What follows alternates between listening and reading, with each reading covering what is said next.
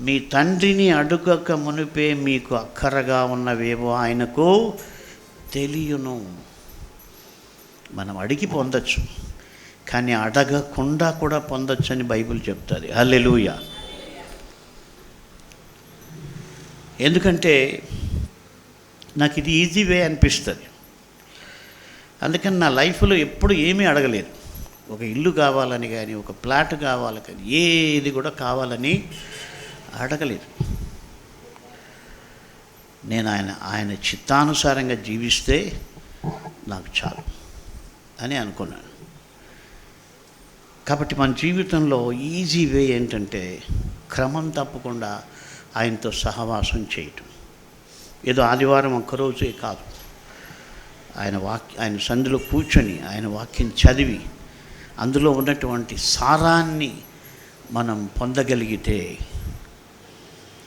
నిజంగా అది మన జీవితాలకు ఎంతో బలమిస్తుంది. ఈ లోకంలో సమస్యలు వస్తూనే ఉంటాయి, కుటుంబ సమస్యలు ఉంటాయి.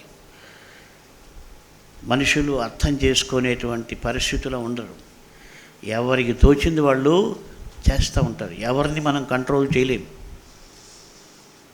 మనల్ని మనం కంట్రోల్ చేసుకొని ప్రభు సన్నిధిలో గడిపితే తప్ప ఈ లోకంలో మనం కష్టం, మూవ్ కావడమే కష్టం.